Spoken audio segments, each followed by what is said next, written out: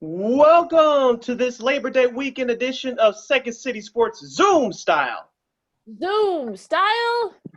Along with my co-host, creator, and founder of Second City Sports Radio Show Now podcast, Miss Lakeena McGee. I am Sydney Brown. You can follow yours truly on Twitter and Instagram at SidKid80. Once again, at SidKid80. That's SIDKID80. That's SIDKID80. And you can download this podcast along of our other great programming from We Are Rico Radio. You can download Anchor, which kicks you over to Spotify and all your other download podcast platforms. And you can download that iHeartRadio app. We're on iHeartRadio. Just type in your search engine box on that iHeartRadio app. War on Anchor. That's WARR on Anchor. You can catch this lovely program, Second City Sports, along with our other programming from We Are Rico Radio. You can follow me at Keena McGee on Twitter, at Keena_McGee on the Instagram. And don't forget, we're also on YouTube, so you can subscribe and listen to our lovely face. Look at our lovely faces from all the shows. Yeah, from all the shows, on the War on Anchor. Just go on War on Anchor, and it's all right there on the YouTube search box. So you can watch us too. So subscribe, folks. And for our first segment for this weekend's podcast, we welcome back a friend of the show. He's a sports anchor and reporter and former score host from back in the day. He's the governor, a.k.a. Dave Kerner. He's from News Radio 780, 105.9 FM, WBBM. Dave, welcome back to the program. How are you today? I'm doing fine, thank you. It's been, I guess about a year since we did this. It's great to see your faces, though, now. It's one of the advantages of Zoom here. Exactly. Yes. Right? Love it. Where can people find you on social media? They can find me at Dave Kerner, simply enough, on Twitter. And Facebook, you can find me as well. All right. Let's get it started as we kick around the Chicago sports landscape. We'll start off with the Chicago Bears. Exactly 1 week until the regular season starts for our Monsters of the Midway, as they'll take on the Detroit Lions in their season opener in Ford Field in Motown.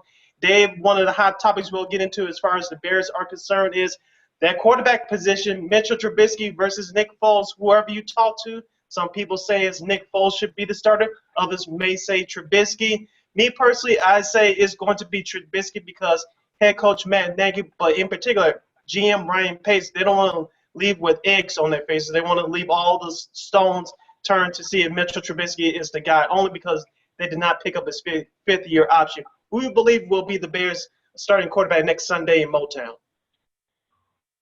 Well, I guess if I'm making the decision today, I'm going with Nick Foles, even though he really is coming into this situation obviously a lot more blind than he would have if it was a normal offseason and OTAs and whatnot. I guess I would lean towards the experience and the past winnings, if you will, for him. But, the Bears could go, City, exactly as you believe they will. Trubisky, they didn't offer him the fifth-year option. Essentially, he's got 1 year. He's got this season to prove himself, so how can he do that if he doesn't play?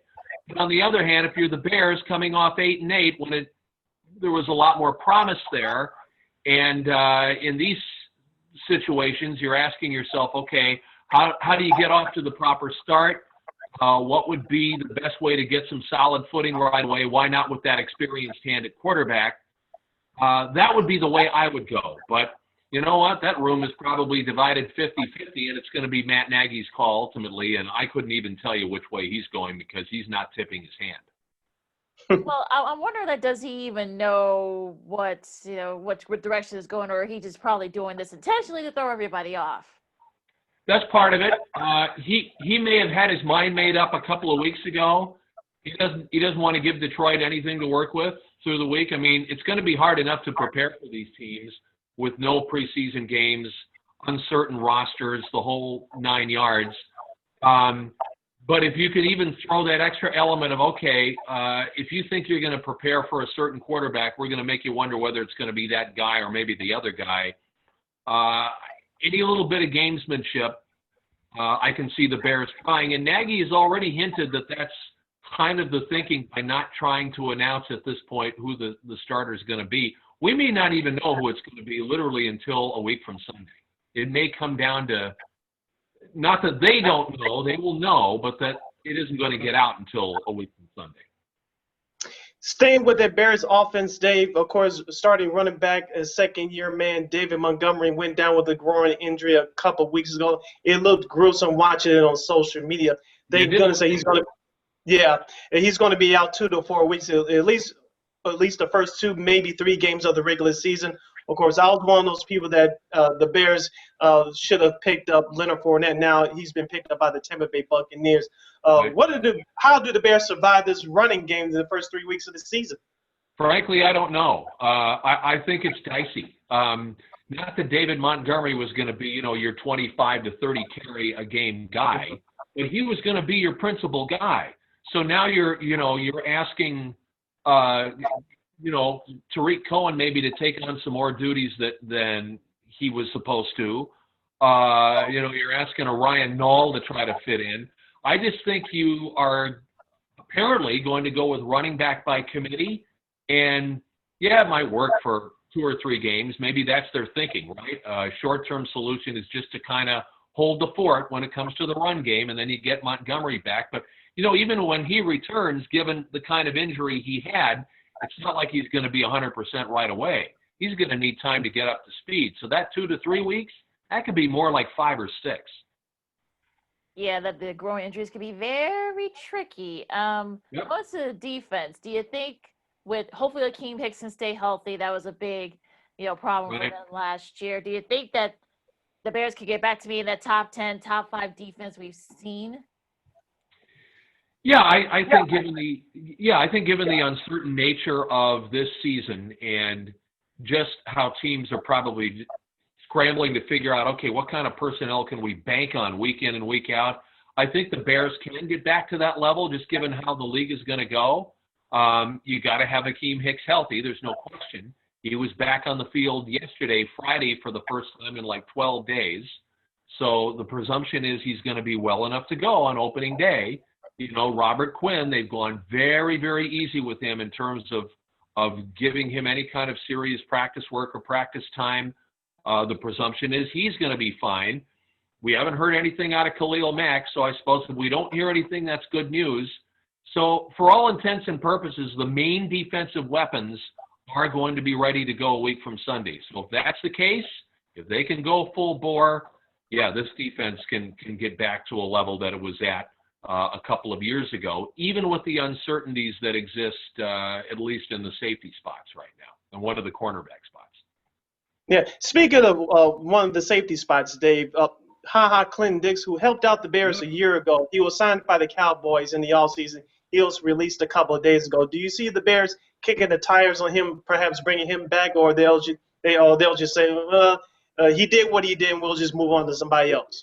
Probably not kicking the tires right away. I think they are probably deciding, okay, what we've got in the defensive backfield, let's see how that shakes down from the start.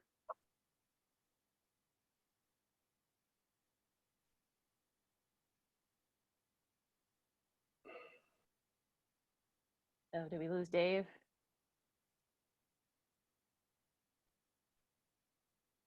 Uh-oh. Okay. Yeah, I'll say. I think. Can you repeat that? Because we lost you for a second. Okay. Oh, there we go. All right. Well, that's probably the fault of my internet. Let me just say again, I don't think that the Bears will go after Clinton Dix right away. I think they're going to see how their defensive backfield shapes up to start this season. If things don't go well, he's still on the street, say 3-4 weeks, they might look at making a move then. But I think they want to go with what they have, feel good enough with what they have, and see how that is. To me, a little different situation from the running back part of the equation here. I think they could still use another running back. Leonard Fournette, I think, would not have been a bad pickup. I can only guess that from a salary cap point of view, they just decided that even though he was on the street, that just wasn't going to work for him right away. Do you think there'll be a difference in win totals depending on who starts? Yeah, maybe the win, as in like quarterback, for example. Yeah. Yeah, I think whoever starts, the win total could be affected, 1 or 2. But I think always with win totals, even in 2020, especially in 2020, it's going to be more affected with guys that are hurt and maybe guys that can't play because of COVID-19 situations. We haven't even, factored that in yet. Fortunately, the Bears have been really good as far as that's concerned, and hopefully it remains that way once the season gets going and they play games and they get into a routine where these guys, are maybe out and about a little bit, and then they get back to the practice facility. So if we assume that they stay with how they've been, I think, an adjustment to a starter here and there can have a bit of an impact on the one-loss record. But to me, it is more the injuries, and it's more the guys that can't play because of COVID. Dave Kerner, sports anchor, reporter from Bears Radio, News Radio 780 and 105.9 FM, WBBM, is joining us here on Second City Sports. Along with Lakeena McGee, I am Sidney Brown. Let's go back to that Bears offense, Dave. Allen Robinson, 2 years ago, he was coming out that torn ACL from Jacksonville. He had a nice impact, especially in that playoff game against Philadelphia. Last year, he had his first 1,000-yard season as a Chicago Bear. Now, this year, in year 3, he's looking for a contract extension. What do you expect out of Mr. Robinson for year 3? I expect a Pro Bowl season out of him, no matter who's the quarterback. As long as whichever quarterback can get him the ball with some regularity, I think a Pro Bowl season is not out of the question. Injuries can get in the way. They've been a little bit of a problem for him here and there, but nothing serious. He's going to be the number 1 guy, period, this season. I mean, maybe the 2 Georgia kids, Ridley and Wims, can make a more of an impact. Hopefully they will. But this is going to be Allen Robinson's show, I think, when it comes to the passing game.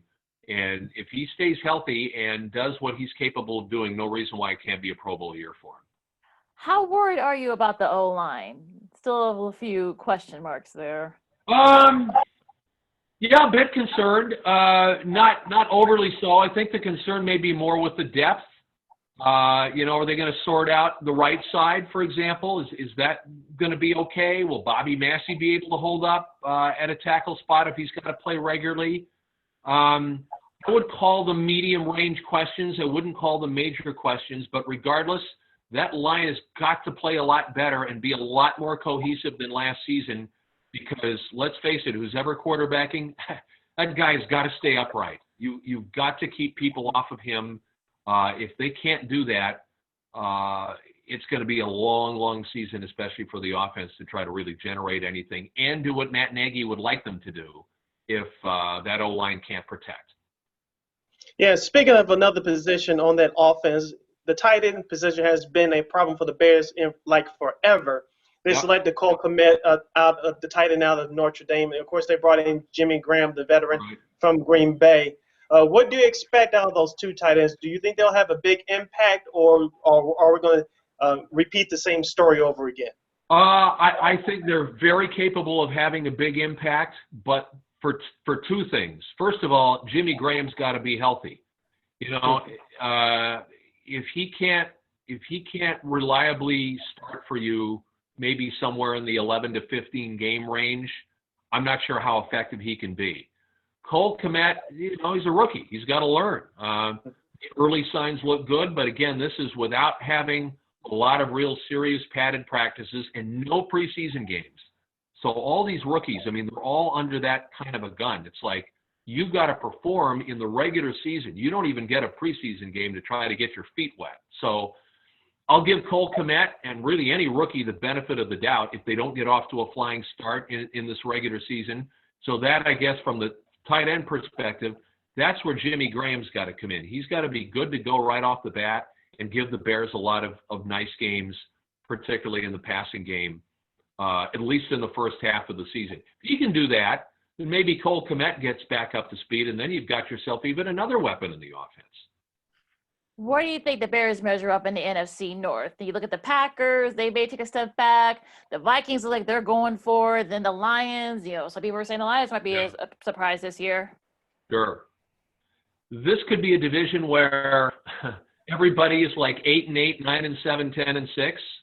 Or somebody, for whatever reason, really emerges. Maybe the Vikings have made the right moves and they emerge, and all of a sudden they look like 13-3 and everybody's trying to catch them.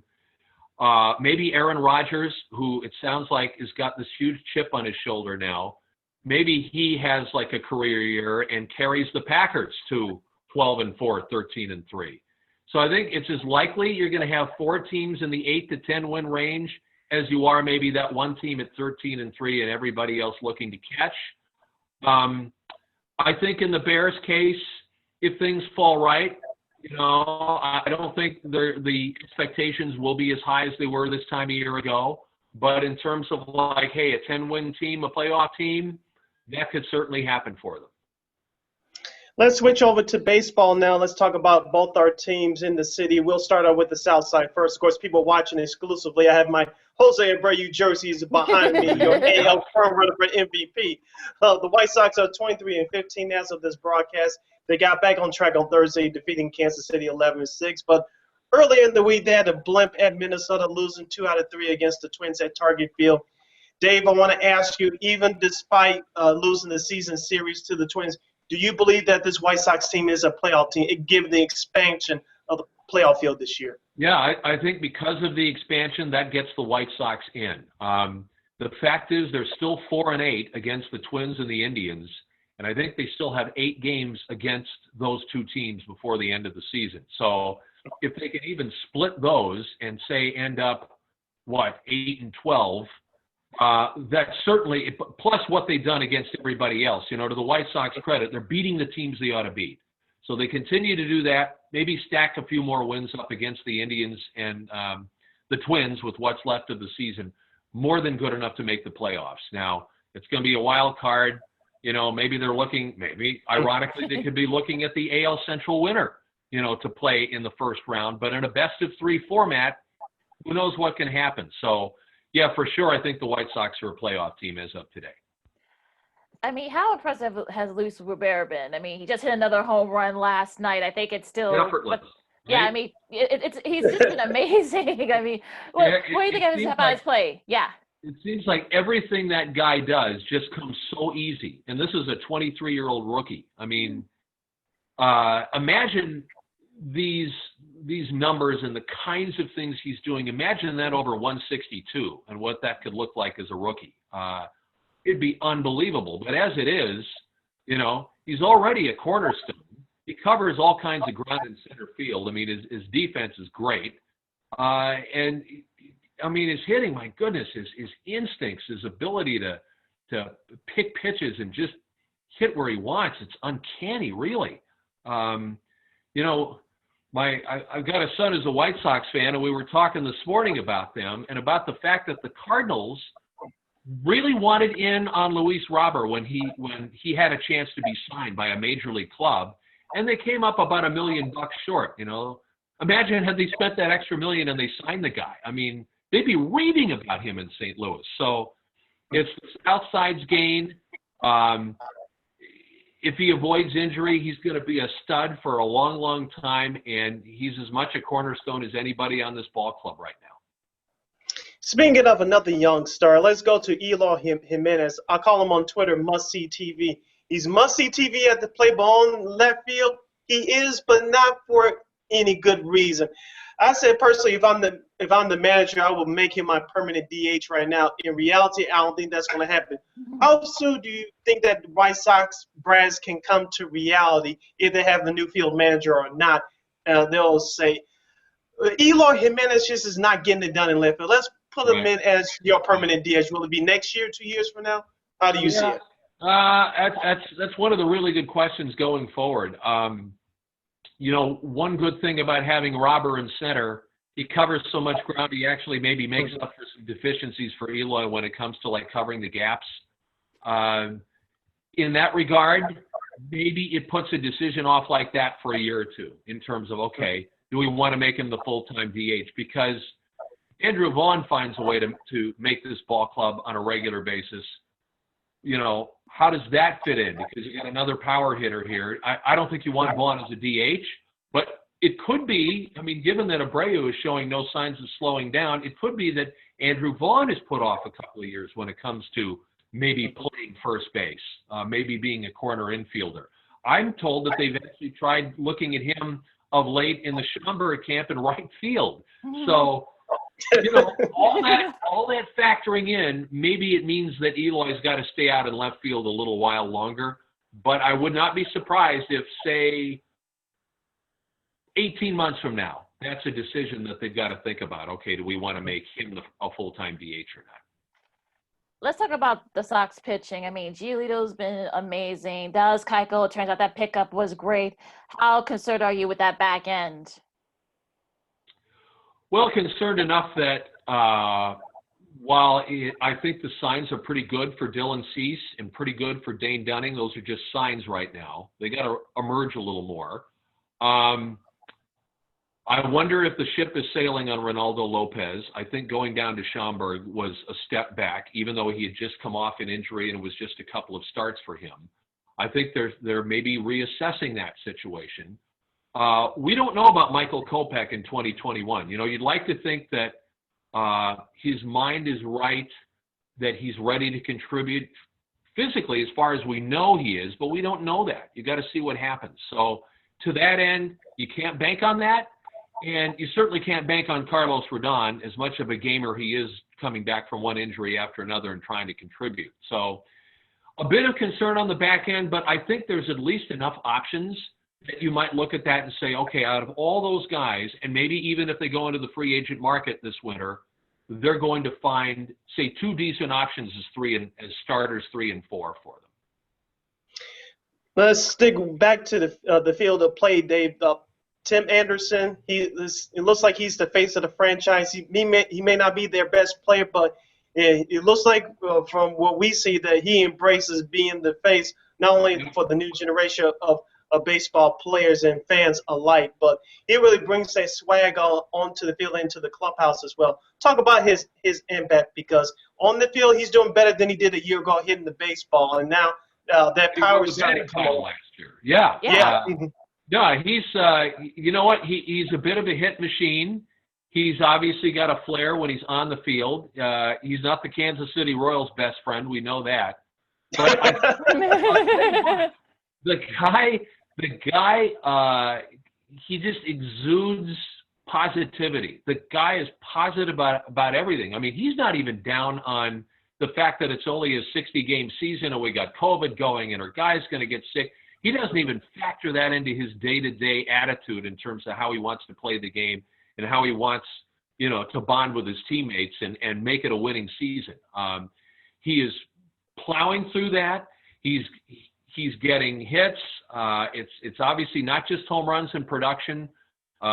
He's probably going to be the leadoff man for some time to come.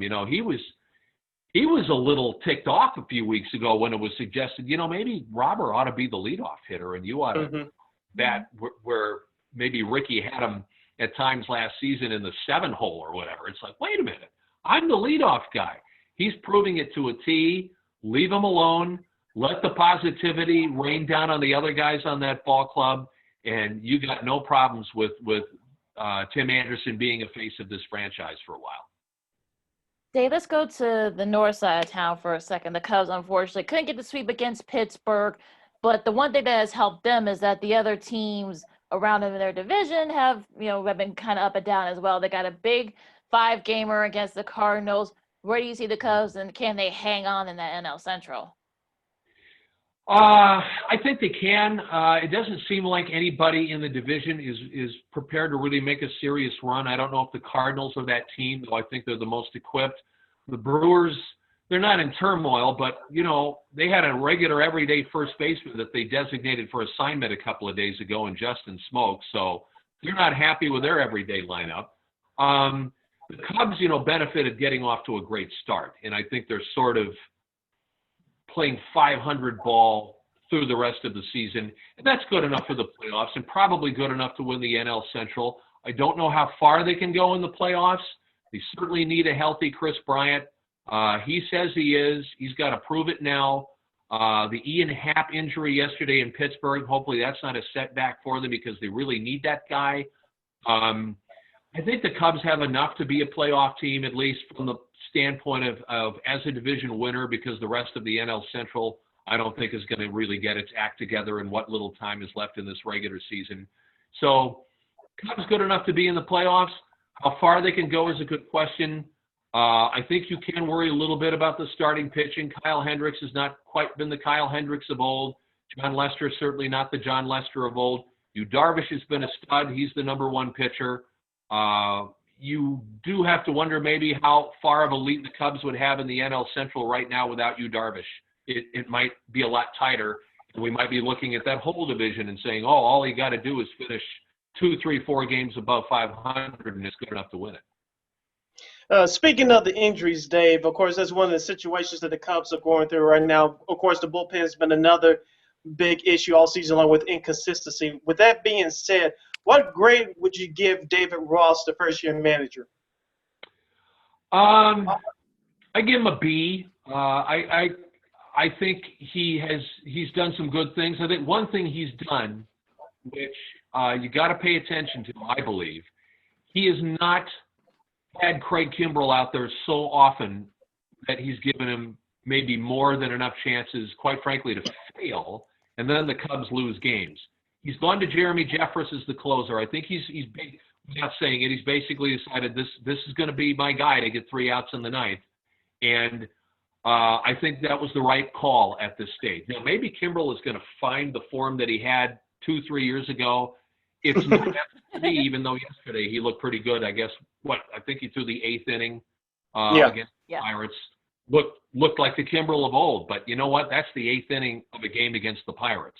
You need to see him in the 9th inning of a game against the Cardinals and see him nail it down and feel better about that. But I think going to Jeffress as the closer, good call.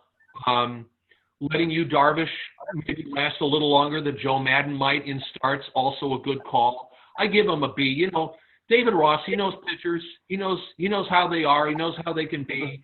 You know, he's not, because John Lester's his buddy, he's not going to say, hey, let's let him work another inning or two and see if he can work something out. If things aren't going well, he's gonna pull them. And I think David Ross has made those kinds of decisions for the most part correctly so far this season.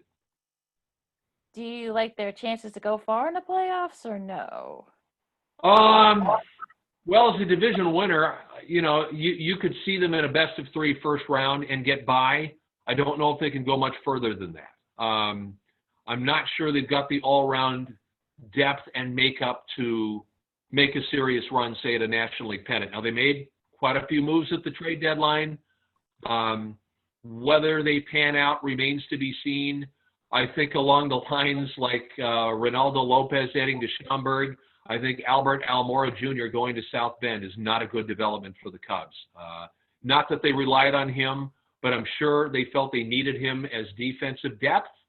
Also a guy who could give you a couple of quality at-bats in a game if you needed it. And right now they don't have that confidence in him to maintain that, so he's not on the major league roster. You know, they had to make room for Cameron Maybin and their guy from Tampa in the deal, you know, as far as major league roster spots. So, yeah, I think they can win a round. I'm not sure how much further they can go beyond that, though. Dave Kerner of News Radio 780 on 105.9 WBBM FM Bears Radio joined us here on Second City Sports. Along with Lakeena McGee, I am Sidney Brown. Dave, let's go on to the hardwood right now. In the Chicago Bulls, of course, fans didn't show up this season consistently. Of course, Bulls management tried to lie about the attendance figures. And, of course, we all saw with our own eyes that fans were not showing up. They had enough, of course. Guard packs are out. Arturas Kanischevich is in. Mark Eversley, your new GM, is also in as well. Of course, as of this recording, they are currently searching for a new head coach. If you were in Karnishevich's shoes right now, what kind of head coach would you pick for this kind of team that they have right now? Well, you know, that's so dependent on what the team is going to look like when they start next season. Not that the Bulls are necessarily going to be wheeler dealers, but I think you know, AK is probably, and you know he's talking with Mark Eversley. I mean, I'm sure they've had a lot of conversations and have come to a meeting of the minds in terms of, okay, what style of team do we want? And I think to that end, that's the kind of coach they're going to find. Now, does that mean you find a coach and he doesn't mesh with the talent that's on hand? Or do you find that coach and you say, okay, the three of us now, the management and the coach, we're of the same mind in terms of the type of team we need to be. Now we need to go change the team. I think that might be what you see. So as a result, maybe a couple of pieces for whatever reason that don't quite fit with their philosophy for this next season. But it takes time to make those kind of changes. So I think patience is going to be the watchword. The kind of team we're going to see, I don't know. We know about these guys as management types, but only from the point of view of how they were part of the teams that they came from. Not what their thinking is, not what they're going to do. I think we got a lot of unanswered questions going forward here. Is Zach LaVine going to still be around? I'm going to assume he is. Lauri Markkanen, I assume he's still going to be around. I think it may well be a case of, look, we'd like to make a change or two. We certainly would like to get a good player at 4 in the draft, which you would like to think they can. But what kind of a team is this going to be? How much different is going to be from a Jim Boylan team? I don't think we really know that, and I don't think these guys are really going to know that until they truly see what they have and they actually start playing games again. Because think about it. In terms of playing games, say they play a couple of preseason games, if you will, in November. I mean, goodness, that's a ridiculous amount of time since they last played any kind of competitive basketball. Yeah. And they will have as many questions, I think, as the fans do in terms of, okay, what do we have here? What do we really think they can do? And what kind of changes do we have to make for them to be a playoff team? Because right now, that's about all you can ask, is that this team is good enough that, they're an 8th place team in the East. Do you think they stay at 4? Do they trade back? I think if they trade back, Lakeena, to me, they would still have to be looking at 2 first-round picks this year, and not necessarily, we'll take an 8 and a 25 or something like that. And I don't know all the trade scenarios out there, to be honest with you. So if they trade back, they don't want to trade back very far from 4. I think they're probably going to try to stick to 4 and feel good enough that whoever is there is somebody that should be a relatively solid contributor right from the first season. Not necessarily a starter, but certainly somebody that's going to give you minutes and meaningful minutes right off the bat. Sticking with basketball, Dave, let's go to the broader NBA as the playoffs are going on right now in the second round. Of course, I had the Lakers over at Philadelphia in the title this year. Of course, Philadelphia is out. The Lakers will face the Rockets this weekend in the second round. In the East, the Milwaukee Bucks are picked by many to represent the East in the NBA Finals. What do you think of that choice now? I had my questions about Milwaukee all year long. Of course, they're now down 12 to the Miami Heat. I like Giannis, but I do not like the rest of that roster. They don't have a second go-to guy. Chris Middleton is nice, but the rest of that roster looks nice, but they're just not really battle tested. And I really don't like their head coach either. Do you think Milwaukee makes it out of the East, or do you think Toronto or Miami will give them a run? Well, first of all, I think Jimmy Butler is almost willing Miami into beating Milwaukee. For a couple of more games. I think there's every chance he can. The word that all of a sudden you start hearing when it's associated with the Bucks is soft.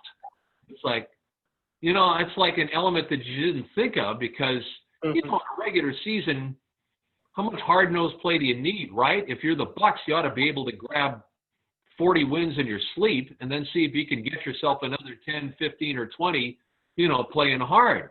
Well, now the Bucks are facing a Jimmy Butler who's probably very motivated to beat the reigning MVP in a series. I mean, tell me that doesn't inspire him to try to get Miami to win that series. I think the Bucks are in real trouble. But if anybody can get them back on track, it's certainly Giannis. And I think it's a 50-50 proposition now whether the Bucks can even get out of that series and move on. If they do and they play Toronto, I think they can beat Toronto and win the East. But getting by Mr. Butler in Miami, that's another matter. How about our West? Do you think the West representative will be one of the teams from LA, or can Houston or Utah sort of throw a wrench into that? I don't see Utah. Houston, to me, they're like a mirage in the desert, all right? They're a mile away. you're dying of thirst. You're out in the middle of the sand, and this really good-looking paradise 1 mile away is right there for you. All I got to do is walk that mile, get to that paradise, I get my drink of water, and everything's good. And then you get there, and it vanishes. The Rockets strike me as that kind of a team.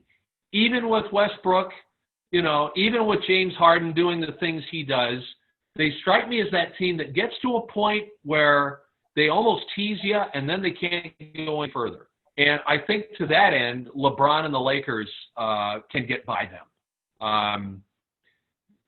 Obviously Oklahoma City got dispatched. Utah's a very good, very solid team. I don't think they're as good as Houston, but I think, and I don't trust the Clippers either, quite frankly. I just don't. I'm going to say the Lakers will get out of the West.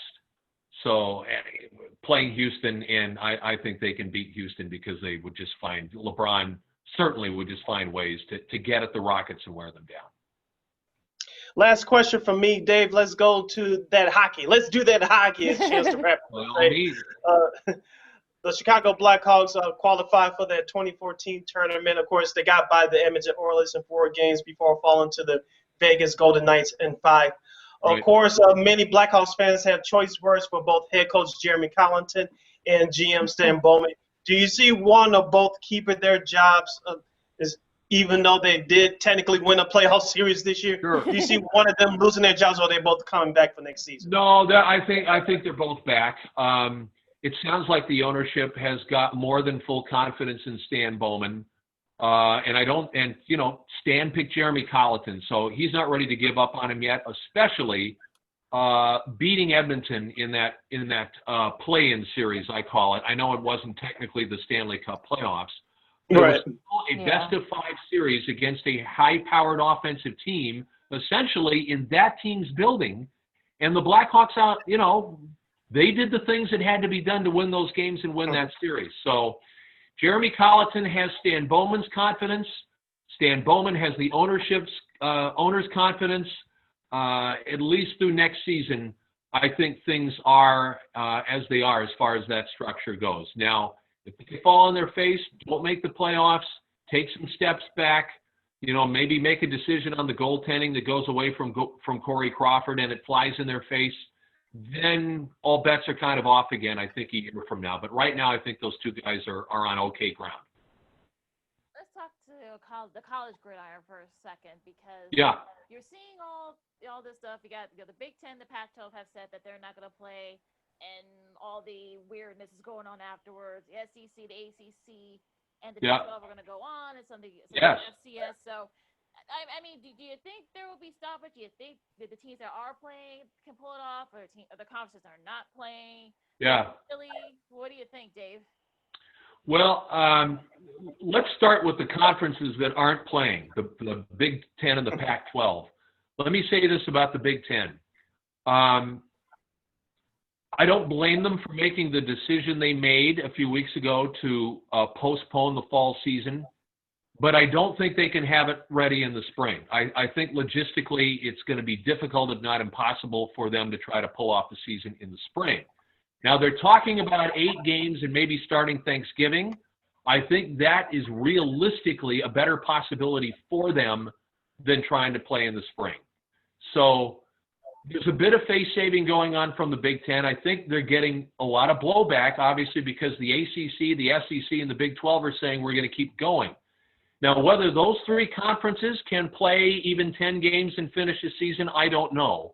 But those conferences are saying we're going to try. And to me, I don't think there's anything wrong with trying to make the effort. If it's apparent that it can't be done and you have to call it off, then you called it off. But you've made a good faith effort to try to start the season.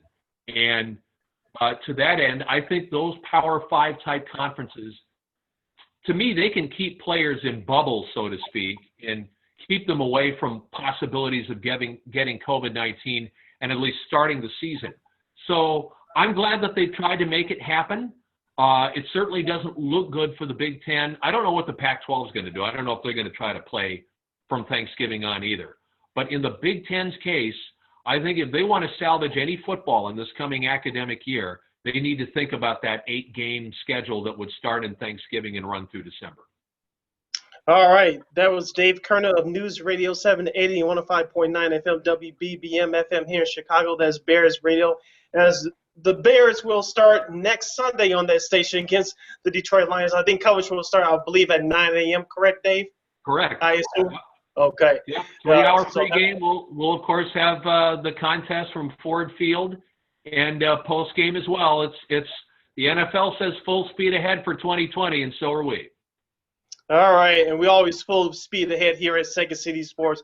Thank you so much, Dave, for joining us here today. Great job, and let's do this again. Hopefully, we'll be talking about a trip to the playoffs for our 2020 Chicago Bears. That would work for me. Thank you, people. It's been a pleasure. All right, Dave. Take care and stay safe.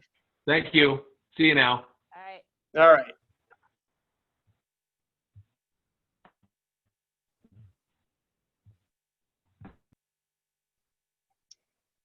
Of course, that was Dave Kerner of News Radio and 780 and 105.9 FM WBBM. It's always great to have him on the show, Lakeena.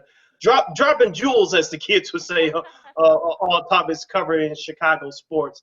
I got a great idea. Let's take this 20-second timeout because we have another guest coming up. She's Maya Akai of Shawn and Maya in the morning, and she'll drop some more jewels on us on Chicago sports and other issues going around the sports world as well. You're listening to Second City Sports, Zoom style. Zoom style.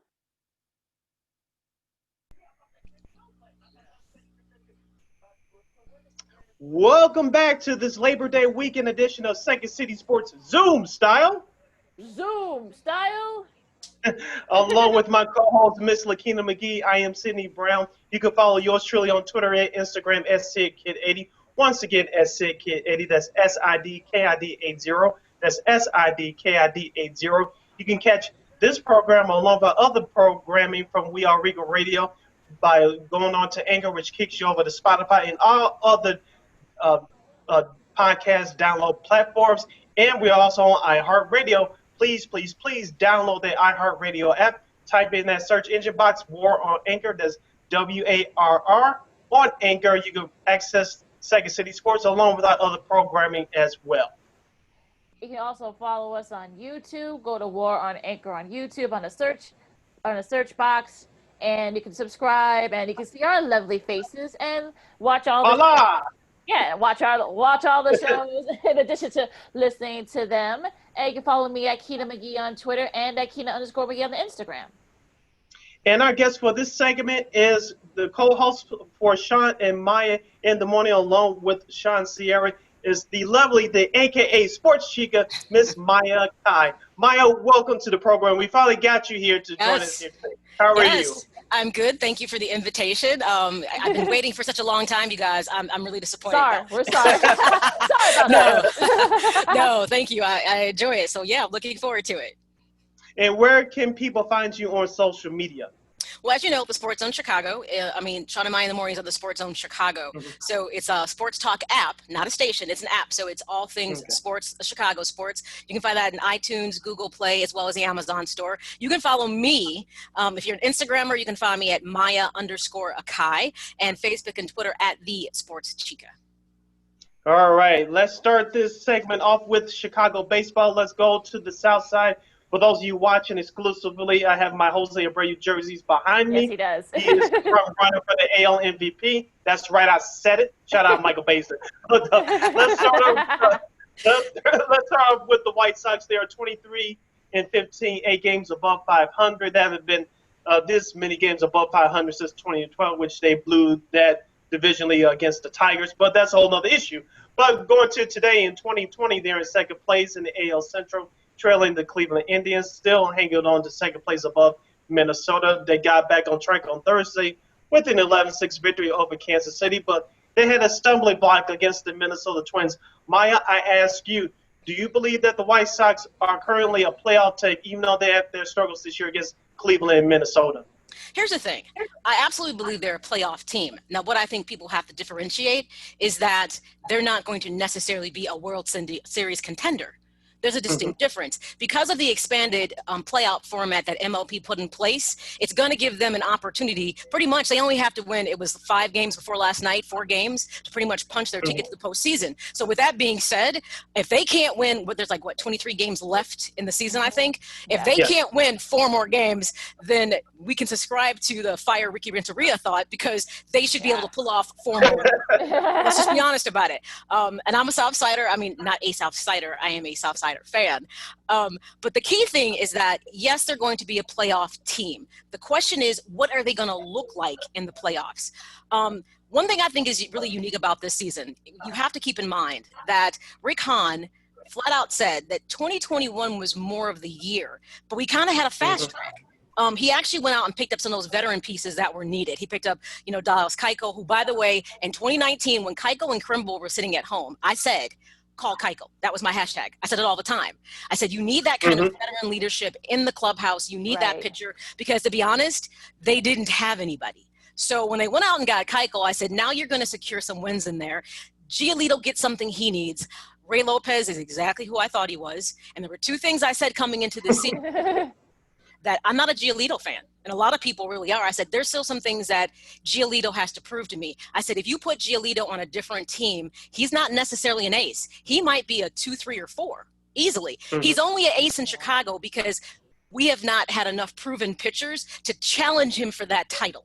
If Rodon had stayed around and stayed healthy, this might be a different narrative, but unfortunately he's not. So I was like, Giolito has to be consistent. Don't give me 5 or 6 good outings and you can be a Cy Young contender. No, I need you to be consistent. And we had the same issue with Ray Lopez, except I honestly believe that Ray Lopez is just not going to make the cut.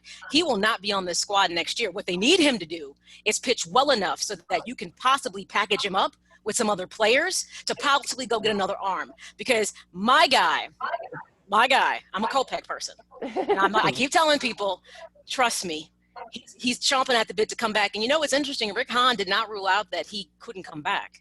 Just remember. But I don't know exactly what the rule is if you opted out, if there's a deadline that you have to come back by. You know what I mean? So I don't know that piece.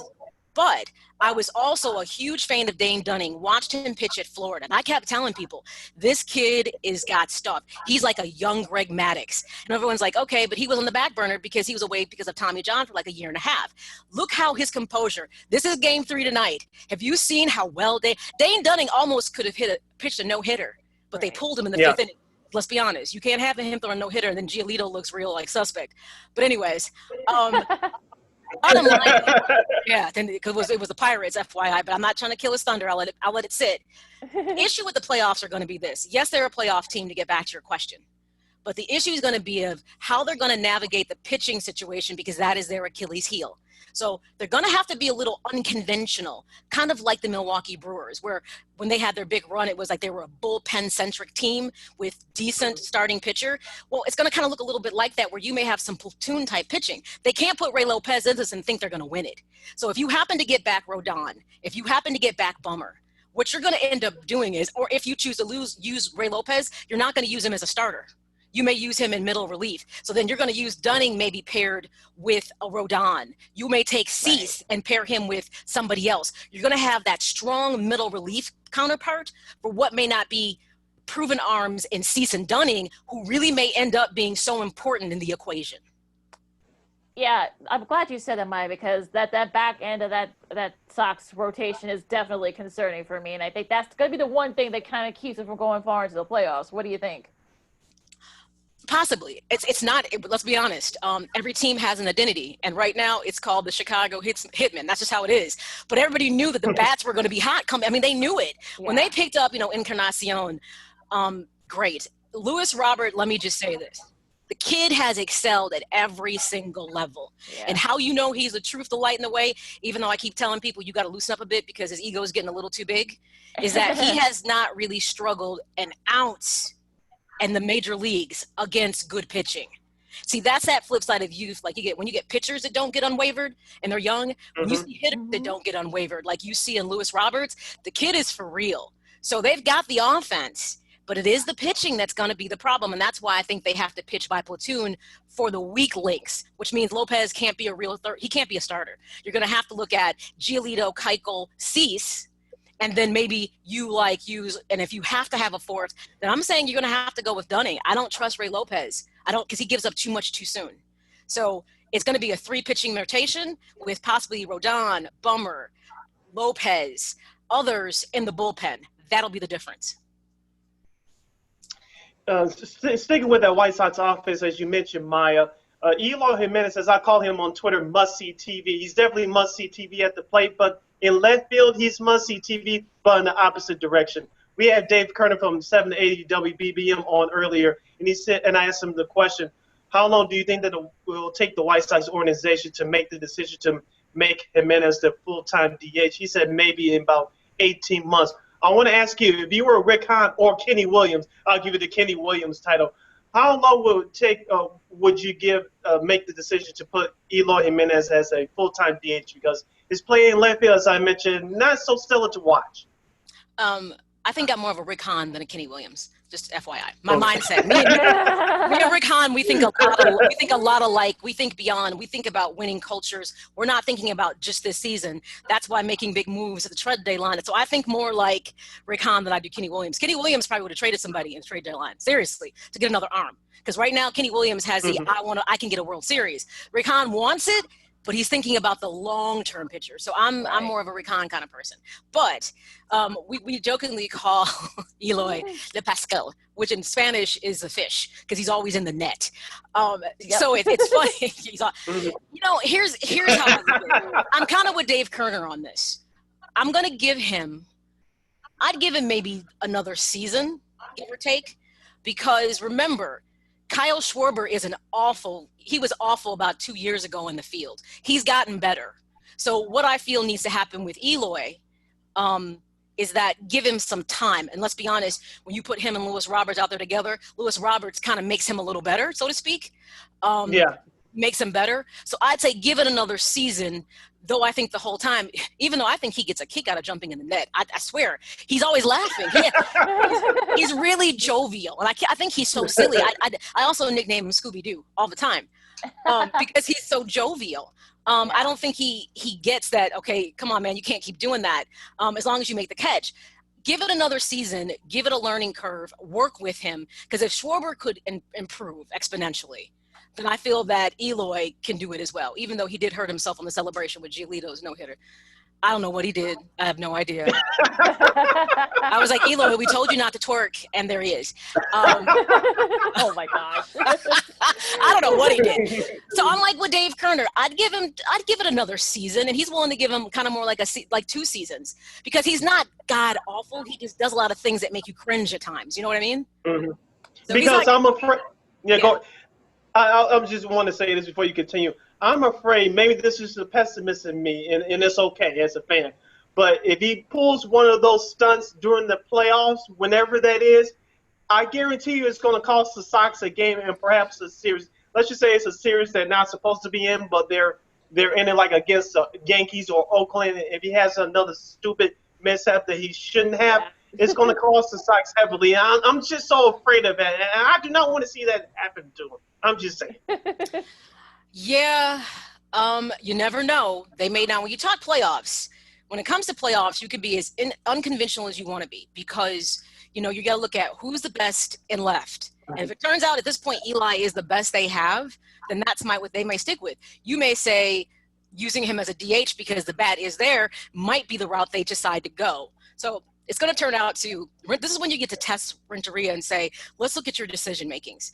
Is this the right time? But at the same time, I want to say they also try to instill confidence in the players. So as much as you want to say, sit him, that's not helping him get better. And actually the conversation should be saying now, like Eloy. And this is the difference between a Renteria and an Ozzie Guillen.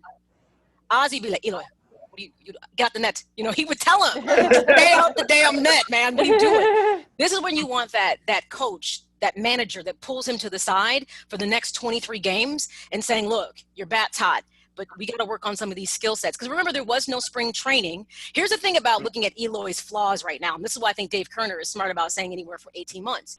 You got no real spring training, which is more time to keep working. You also didn't get the beginning of the season, that, April getting through June, you know what I'm saying? Right. So everybody is like in the mix of, your skill just had to be already there, and his skill still needed to be worked on. So we're still seeing, I think, a lot of mistakes because of the fact that he was missing that earlier part of the season to work on those skills. So we're still seeing some of those mistakes. So that's why I'm like, have a little bit more patience. Because let's be honest, the thought with this season with almost every team was the teams that were going to rise to the top were the teams that were established veteran teams, because they knew what they were doing. They didn't have to necessarily have a spring training to know where they're at, like the Dodgers and so forth, teams like that. But lo and behold, you're getting a lot of surprises. I said, for instance, don't sleep on Atlanta, because Atlanta's been there the last 2 seasons. They're young, they're fast, and they're playing baseball in a different way. I said the Padres, my running joke for the Padres is that the hashtag when they make the playoffs is, don't call me Padre, call me Daddy. Because they're going to become it. I'm telling you. Don't call me Padre, don't call me Father, call me Daddy. I'm telling you. Because they made those moves with the intention of being in the playoffs and winning a World Series. You can see the moves that they made to kind of make sure they shored up where they were deficient, because they feel like the iron's hot, we should win right now. So the White Sox, to me, first of all, my kind of expectation was I needed you to be better than a 500 team. That was one of my things. I felt you could potentially make a run at the wild card, and this was me thinking Kopech was in the lineup. So in that sense, they've already exceeded my expectations, so to speak. If they won a World Series, I'm excited about it. If they get to a World Series, I'm excited about it. But it's going to be a real complicated road, because it gets real difficult with some of the teams they would have to match up against, so to speak. But it's interesting because Eloy, give him a break, and let's just see what he looks like at the end of these 23 games. All right, let's talk about the North Stars for a second, Maya. The Cubs, they've been able to benefit from a hot start and kind of keep everybody at bay. Do you think they could go far in the playoffs? I have to believe. I mean, now, mind you, I'm going to put on my baseball hat and not be a homer, not be like a Sox fan, because I love baseball and I watch a lot of it outside of the White Sox. I watch games all the time outside. Right. The key thing is that clearly they have the talent. But you know what's weird is I feel like I'm seeing a little bit of what I saw, which was the issue with Joe Madden. There seems to be a loss of intensity at times with them. I don't question their ability. Now, I don't know why people believe that Tyler Chatwood was anything more than what he was. Shawn and I have a nickname for Chatwood, and it was called the crossing guard, because he would let everybody walk. I mean, seriously, sure, you want to get to first base? Well, here you go. And he came out and had a couple good innings, and I'm like, don't let your short-term memory be that literally that short. So the fact that he's out of the picture now because of injury, I respect the fact that Theo Epstein was like, we need to go into free agency. There's some pieces we need. They're not exactly getting the closing that they wanted from Kimbrel, so to speak. You haven't had a healthy Chris Bryant in the lineup. You know what I'm saying? Yeah. They've never had everything hitting on all cylinders at one time. If they can still power through, and let's be honest, they're actually in a weak division, so to speak. They're not like a three-way race. Like the Sox are in a three-way race, so to speak. The Cubs are not. As long as they play good, solid baseball night in and night out, there's no reason why they're not going to win their division and make it to the playoffs. The question is, will they have all hands on deck? They need Chris Bryant in that lineup. You know what I'm saying? They need Rizzo. They need Baez to be the Javi Baez that we had been seeing seasons past. The pitching, I mean, to me, there's enough there that they should be okay. But the difference is we're not going to be talking about them in this dominant nature like we had said maybe 2 or 3 seasons ago. They're not that same team, because people fail to understand eventually the rest of Major League Baseball will catch up with you and sometimes pass you up, like you saw with the Milwaukee Brewers. So they're contenders. They're contenders, but it's going to be hard fought, because the NL is actually really good this year. Yeah. It's going to be hard fought for them to make it to the World Series. And if they do, I've got mad respect. Even if they don't win it, it's going to be a hard fight for the NL to get there. Maya Akai, a.k.a. the Sports Chica, joining us here on Second City Sports, along with Lakeena McGee. I'm Sidney Brown. Staying with the Cubs, Maya, given the issues that you brought up with the Cubs injuries, and given the fact that they have struggles all year long in their bullpen, what grade would you give first-year manager David Ross, a.k.a. Grandpa Rossi? See, here's the thing. It's so hard for me to look at him and say, you haven't done a good job, because they're technically first in their division. but it's it's a bad division. Right. I mean, the Cardinals will never catch them because they literally are burning the wick on both ends, making up games. Like they're doing double headers like nonstop because of their let's go to casino and let's all get COVID and bring it back situation. Okay. So now they're behind the 8 ball. And it's not that the Cardinals are not a good team, because they are, but they have to do too much. So to me, they're not a threat. You talk about the Pirates, let's be honest. And Milwaukee had players that opted out and they're not playing well. So David Ross inherited very much what I call what John Gruden, when he picked up Tampa Bay from Tony Dungy. They were already in a winning team, so to speak. The pieces were there. He just had to come in, orchestrate, and make it work. I kind of feel the same way about David Ross. Regardless of how people feel about Joe Madden, maybe it was time for him to go. Who knows? Everything has a shelf life. So I can't, but I'm seeing a little bit of that same kind of issue we were seeing with Madden. I feel like from a standpoint of managing personalities, I feel that David Ross, unlike Renteria, has no problem pulling people to the side. He'll never embarrass you in front of anybody, and he shouldn't. But I think he would pull you aside and say, look, man, you can't do this. I need that. You need this. I think he will tell people, and there's a respect there with him. He knows that if he's giving criticism, he's not criticizing, he has a legitimate complaint. And there's a difference between the two. Criticism is you are talking someone down, you're not building them up, you're tearing them down, and sometimes you never really get to the core of what the issue is. Where a complaint is, legitimately, here's an issue, here's what it is, let's address it. Let's come up with a solution. David Ross strikes me as that kind of person, though he has no experience from like really commanding the clubhouse. His only experience is from a player standpoint. Why I think that could be pristine is he can help, obviously, Contreras as well as the pitching staff kind of work through some things, so to speak. So I have to say I'd give him a B. I don't think he's been awful, but I also think he inherited not a problem. You know what I mean? Right. So all he has to do is make sure he orchestrates things well. So, and then go from there. So like, for instance, if they didn't make the playoffs, that would be a problem. Seriously. If they say get eliminated the first round, I'm not even going to say I think it's David Ross. I think I'm going to have to look at who they're playing and say, how did they match up, so to speak? So I'm not going to necessarily say that if he doesn't have a stellar season, that it's him and not the situations. I think there are some things that the Cubs are going to have to address come next season, so to speak. Bullpen is going to be one of them. But yeah. Lakeena? Let's go to the hardwood for a second. Maya, the playoffs are going on. Had that thriller with the Raptors and the Celtics last night. The Clippers, I think the Nuggets are a little exhausted from that great 7-game series. How do you feel about the playoffs and their standpoint, and who are your picks? You know, this is one of those seasons to me that's complicated. I mean, seriously, because you could look at you're seeing some of the best duels and on teams that you've seen in a long time. Like those 1-2 punches. So, you know, people look at it and say, like, okay, the series to me that's the one that I'll probably dial into the most is going to be that Rockets-Lakers series.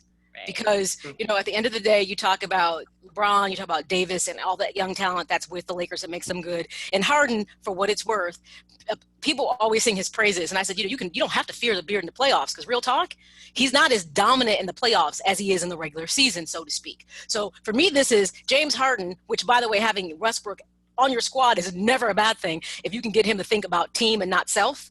Right.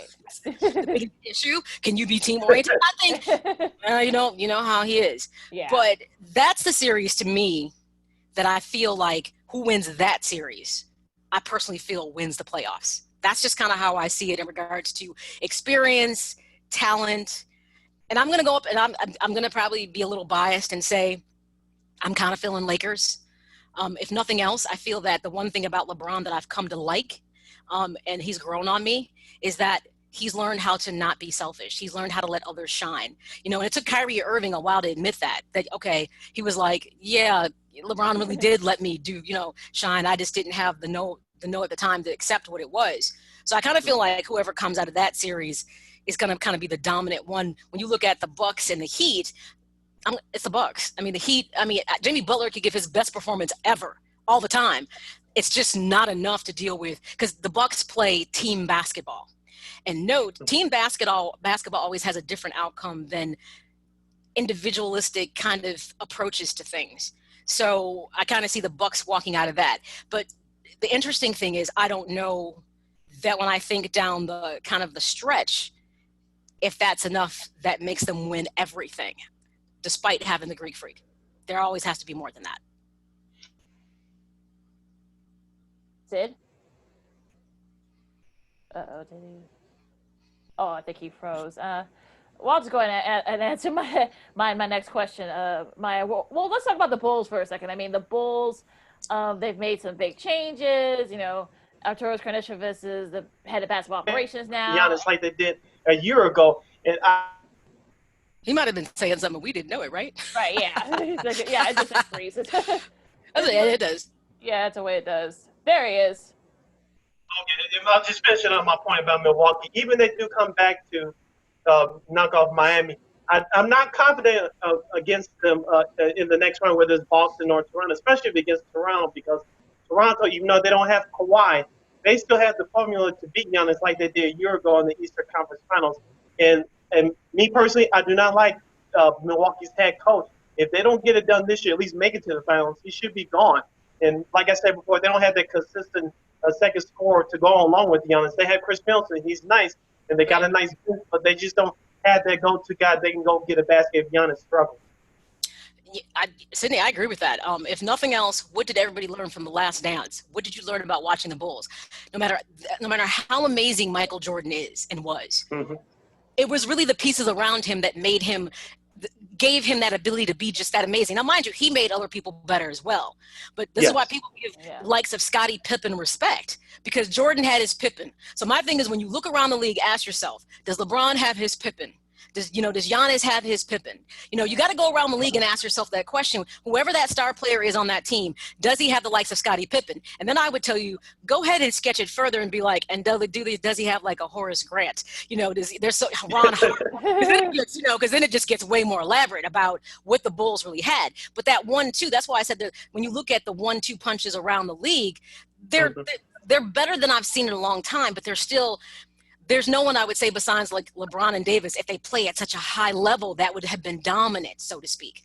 But I'm with you on this with the Bucks, and I'll tell you something. I feel like the Raptors are playing with a chip on their shoulder because Kawhi leaves, and trust me, the city of Toronto was willing to almost give him the city. They were like, you can have a new car every year.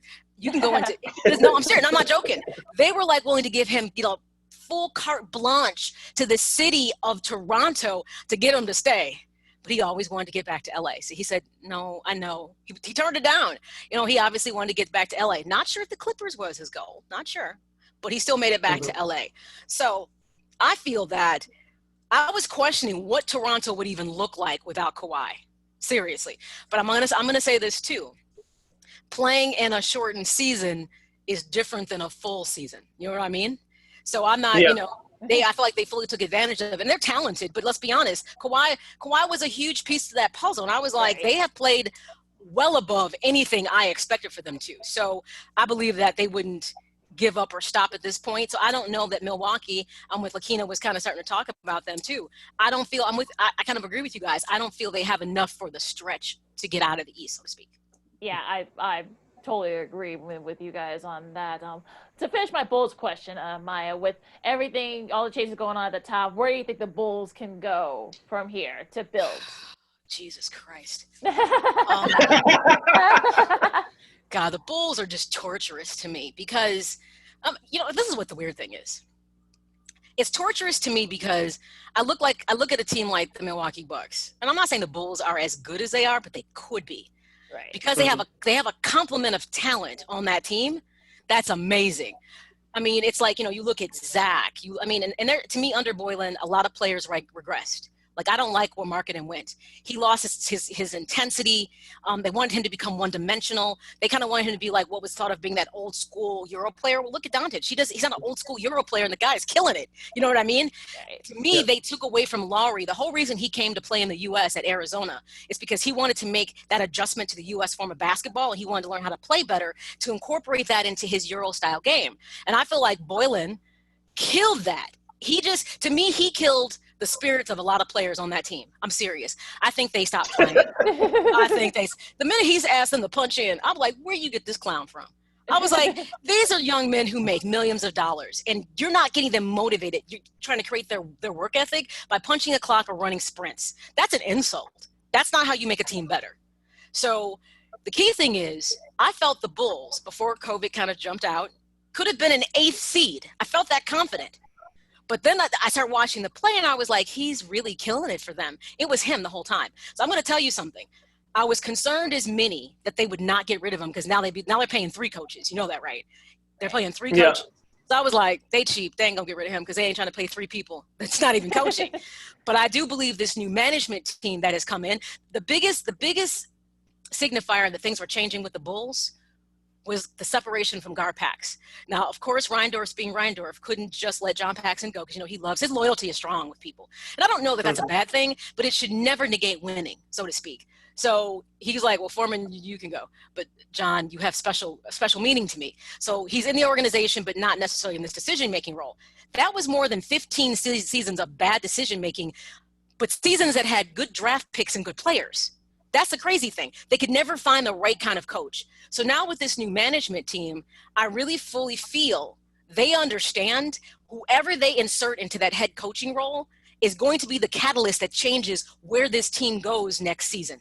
That's how I feel. They know they need to get somebody that people respect, who can coach this young team. And it's going to be interesting because it's like, are you going to go with someone young and kind of forward thinking? Are you going to go for experience? I don't know. The fact that Steve Nash could get a job, and I like Steve Nash, but I was like, really? I'm just glad it's not Chicago. I was like, okay, but it wasn't Chicago, so I'm okay with that. I will always have a gripe that, like, Patrick Ewing can't seem to get a job in the NBA beyond assistant, because he was like assistant for 14 seasons. And yet no one will give him a crack at being a head coach, which bothers me. Mark Jackson can't seem to get another job, but people forget that before Steve Kerr took over the Warriors, Mark Jackson was right there. So, I mean, it's interesting because I'm always kind of saying, and people hate it, I'm like, I'd be okay with Mark Jackson being a head coach because I think he's got the attitude and the knowledge to make this current team better. So it's going to be the coach to me that will make them a playoff team come next year. And I'm going to stick with, they should be at least as good as a 7th or 8th seed, depending upon them. Remember, we got some key people coming back in the East next year. Kevin Durant will be back. So it's going to look a little different. And there might be some trades that happen after this season as well. So we got to see kind of what the trade landscape looks like, who falls where, if the Bulls make any moves. But I still feel the catalyst that can make them an 8th seed like they should have been this year is going to be the head coach, because the talent is there to be an 8th seed at minimum.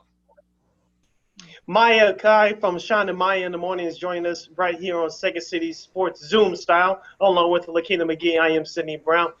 Maya, let's go to football. The Chicago Bears 2020 style will kick off next Sunday afternoon in Detroit against the Lions, probably with no fans in Ford Field. Let's start with that quarterback position. According to who you listen to and who you read, some people say Nick Foles should be the starter next Sunday, or others say Trubisky will be the starter. I always said on this show that Trubisky would be the starter from a PR standpoint, because head coach Matt Nagy, but in particular Ryan Pace, the general manager, do not want to look bad with egg on their face, knowing that they couldn't get everything out of Trubisky. I think Trubisky will be your starter next Sunday afternoon at noon on Fox. What say you about who should be the starting quarterback? Sydney, I'm with you on this. He is going to be the starter. Not so much Nagy, because he wasn't there. Remember, Mitch was drafted when John Fox was there, and John Fox was never a quarterback guy. He's like, you give me something, I just work with it. That wasn't his thing. So it's really Pace that wants this to turn into something more because of what they left on the table in Watson and Mahomes, who, by the way, are playoff Super Bowl, type quarterbacks.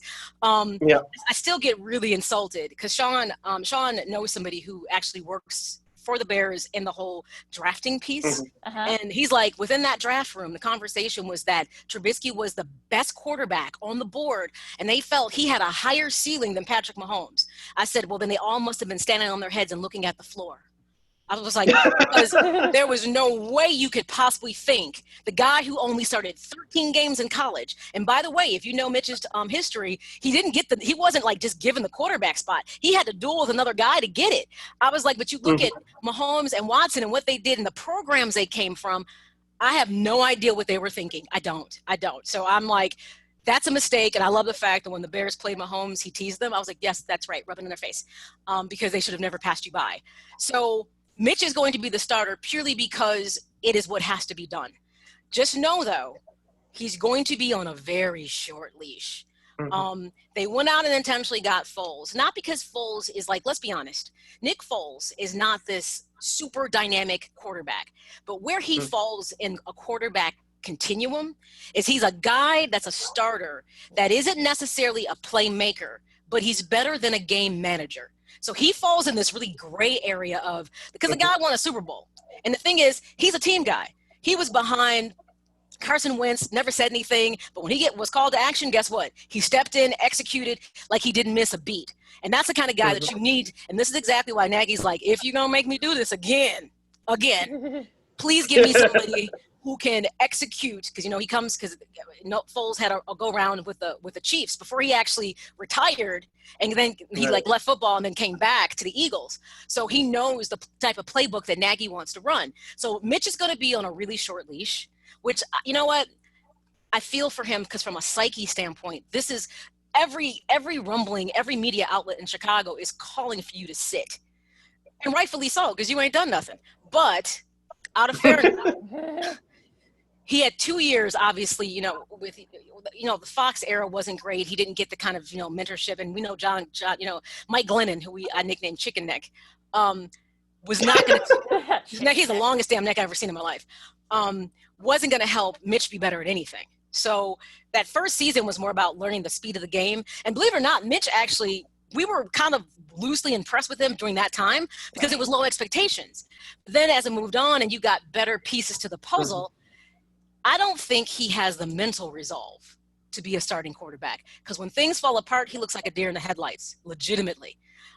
He can't read defenses, and that was always apparent to me. I was like, and you want a guy who may not have the biggest arm, but his accuracy is on point, and he can read a defense. That's a guy you can win games with. And that's what Nick Foles is. So he can read a defense, he can see the breakdown, he can get the ball to where it needs, he can limit turnovers, all those things, like I said. But a game manager isn't quite that dynamic, but he's also not the guy that's going to scramble like a Mahomes or a Watson and run for 15 yards or something like that. Yeah. He doesn't have that piece. But he can stand in that pocket, and he can scramble when needed, kind of like a Tom Brady. Tom Brady is not going to run you off. You know what I mean? And when he does run, everyone's like, look at Tom go! People laugh like, oh my God, look at him. And that's kind of Nick Foles. He's probably a little faster than Brady. I'll give him that, but he's not a speedster by any means. So I say, and I'd ask you guys this, I think that legitimately,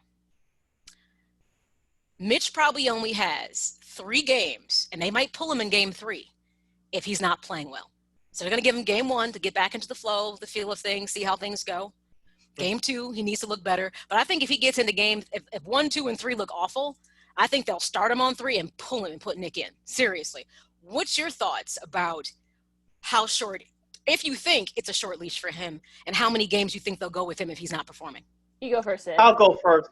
I'll say 2 because of the schedule. I don't have the full schedule in front of me, but after you play Detroit on the road next week, your home opener will probably be for sure without fans against the New York Giants. So they're not as great either. I think if the Bears go 0-2 for sure, and Mitch doesn't look great, I think they'll pull him then, because you're playing quote-unquote 2 soft opponents and you couldn't get a victory against either one. Assuming that the defense is healthy and they do their part, I think after the second game against the Giants, if they are 0-2 and then they play close games and Mitch turns the ball over, I think they'll pull him then. Okay. I'm with you, Maya. I think 3 games is probably the maximum that the long leashes for. Like you said, so if he doesn't do well if they don't go at least 1-1, I think Nagy will pull the plug and yank him out. But if they go 2-0, I think they'll try to ride that horse, if you will, as long as they can. And the thing is, the beginning of their schedule isn't necessarily, because to me, I kind of feel like whether it's home or away, there's no fans. So that kind of edge is kind of gone for everybody. You know what I mean? Oh, yeah. So you're right. They start with Detroit. And if you can't beat Detroit, we got a problem. Not to be mean. And everybody should look quick because, in Ford Field, it's indoors. So coming out the gates, they should look fast as an offense. You should see that speed. His accuracy is not going to be questioned because he's not, throwing into the wind. So this is like, a time that Mitch should look decent because of just the venue he's playing is in a dome. So you're not getting elements because, I would say like in Chicago, like this week has been kind of windy, which is funny. stuff like that. So he's starting out in the Dome, so he really should play better. But then when you look at like the rest of the schedule, like you said, the Giants, for God's sakes, if they can't beat, I know, and there are people who are Giants fans, I know, but come on, on paper, the defense can take care of them. You know what I'm saying? So Mitch just has to get in there and score points. But then you go Atlanta, Indianapolis, Tampa Bay, which will be an interesting game, Carolina, and then you see the Rams. But even the Rams have made adjustments. They're not exactly the same team. Then you go New Orleans, and to me, New Orleans might be that first game that really pushes the envelope with them. And we'll see how they play. But then you get Tennessee and then Minnesota. It's kind of like your first division you get before the bye week. So they're getting all these non-division games before the bye week, and then the division games pretty much all follow after the bye. So this is where it's interesting, because I look at this first part of the schedule, and they should be dominant here because they're games that they should be able to win. And if they can't, if they go less than 500, and they really should do better than that, to tell you the truth, in the first part of the season, that's going to be a problem, seriously. Where do you think they stand? Where do you think they stand with the rest of the division?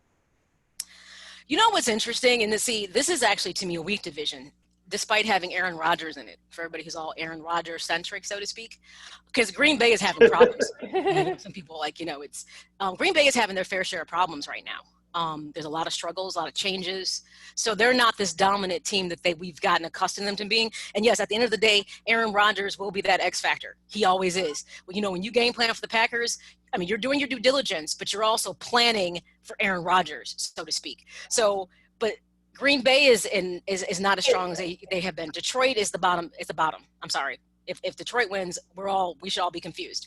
My pseudo side team. The running joke is that the Vikings are my side team. But this goes back to the 1990s when Denny Green was a head coach. I started going to the Vikings game because Denny Green, I went to University of Iowa. I'm Hawkeye. And so Denny Green came from Iowa. I went to Iowa, was a coach. And so, when Denny took over for the Vikings, I was like, Hawkeye, we're deep like that. We root everywhere.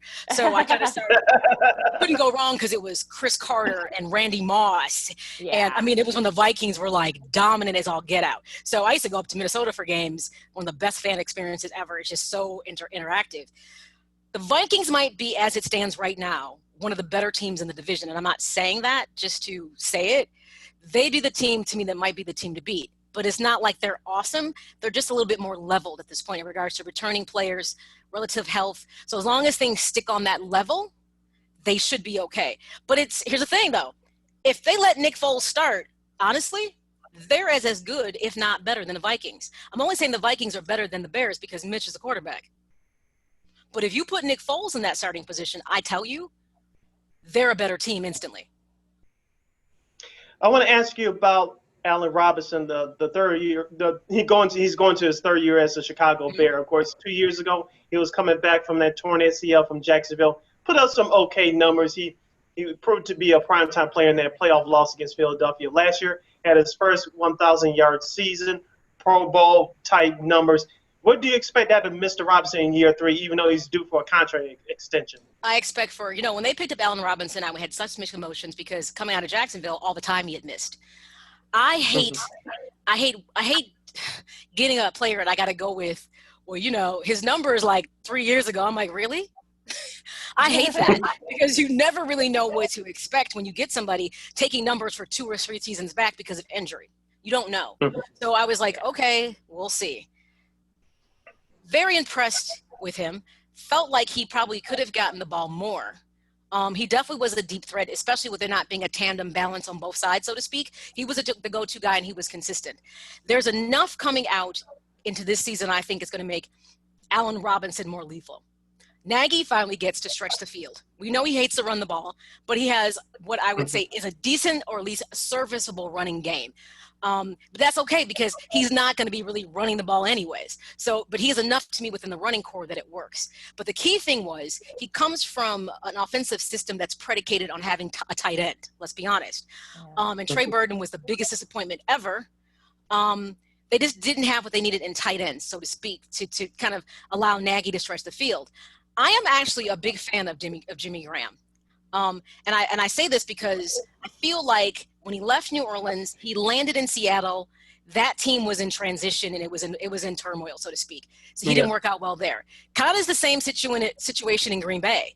He went into another situation that wasn't offensively really where it should be. So I think he got lost in translation and people questioned his ability because he didn't get as many touches. But he also really wasn't used that much. So though he's not a blocking tight end, he's a sure-handed, can get you, yards after catch tight end. So I believe with having a middle of the field game, that makes Allen Robinson, who's a great route runner, even more dangerous. So I expect for him to have an exceptional season, and the Bears are going to probably have to pay him, which they're going to hate. But either way, I think that Allen Robinson is a big part of this offense to help, obviously, and Nick Foles will be looking for him because he's a veteran receiver with a veteran quarterback. Those are two things that work really well. See, I'm talking about Nick Foles like he already started.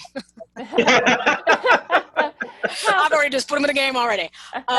Yeah. But Mitch he's established a chemistry, so it's not like he hasn't. That's why there's an expectation into this season. He should be better. So Allen should get the game. He should get the ball more. Him and Mitch should have a connection at this point. You know what I mean? He should have numbers as good, if not better than last year. And if he doesn't, the question is why. Do you think the defense can be that top 5 defense they were a couple of years ago? I do, even with some of the opt-outs. Anytime you still have – we got Mack is back. Everything pretty much is coming back. We've had a couple players opt out and go in, and I get that piece. But I also like some of the pieces that they're going to be inserting. Interesting enough, they might look a little faster. For me, what I need to see is I like Chuck Pagano. I do. We really kind of cringed when Fangio left because, this was really his defense. But they went and got a guy that those players could respect. And I think that part was key. So I expect to see a little bit. I really felt that Pagano would be a little bit more aggressive than he was because he used to be like really aggressive, like with blitzes, stuff like that. I don't feel like I saw as much of that last year. You may see a bit more of a Pagano-esque defense and being very aggressive with blitz and exotic things because that's really what he's known for. He didn't quite do it as much last year, but I think it was an adjustment period, so to speak. So because he does have some speed, you got Roquan. You got a lot going on that defense, seriously. Mm-hmm. So, yes, I do believe they will be a top 5 defense. Khalil Mack is pissed from last season. He's got a chip on his shoulder. He's got a chip on his shoulder. He didn't perform at that level. So, yes, I absolutely do believe they will be a top 5 defense. Absolutely. Maya Akai from Shawn and Maya in the morning joining us here on Second City Sports. We've spent the last few minutes with Maya, a.k.a. the Sports Chica. Maya, let's go back to the Milwaukee Bucks, but off the court, of course. This will be the couple weeks since the tragic murder of Jacob Blake from Kenosha, Wisconsin. Of course, the Bucks led the way in stopping the games, and when they protested a playoff game against the Orlando Magic a week or so ago. Of course, all the professional sports leagues followed, but in the NFL. I think including the Chicago Bears as well, did not practice for a day to bring up awareness. Do you think that the protests led by the Bucks worked in the short term, and what do you see happening going forward as far as athletes and social activism in the climate that we are in right now? It's interesting because we probably noticed it more because whoever's town it happened in needed to respond. So it was Kenosha, but it's in obviously Wisconsin, so they had to respond. And you would expect that team would be the leader in that. But even if they didn't do a damn thing, the rest of the NBA and the WNBA, they're just monsters about protests. They are monsters. Well before the NBA got it, the WNBA has been on protesting. And expressing themselves and having a voice, especially considering they're not necessarily the most popular sport and doesn't get that support. They've always had a voice. I don't think that's going to change. I do believe that we're legitimately looking at a situation now where the consciousness is there. The thing for me about activism, and I'm okay with this, is that if you know anything about sports and activism, it's always been present. If you go back to John Carlo in the 68 Olympics, if you go back to Muhammad Ali, and we're talking about protesting when there was the division in this country was obvious, not hidden. You know what I mean? Mm-hmm. So there is a momentum shift, but I think the piece to me that's missing is that I'm okay with protests, but there's a difference between change and progress. Change is something is different doesn't necessarily mean it's moving towards the right direction with progress, which means things that were the same have changed for the better. That's progress. We need to stop having just conversations. And actually, to be honest, everybody's talking, but nobody's listening as far as I'm concerned. Not listening enough. Athletes are now, to me, the new voice. And this is the thing that's so unique about their platforms. They have a captive audience of people. And some people are angry about this. And I will tell you this, because when I'm not moonlighting in sports talk, I'm actually a counselor, a mental health counselor.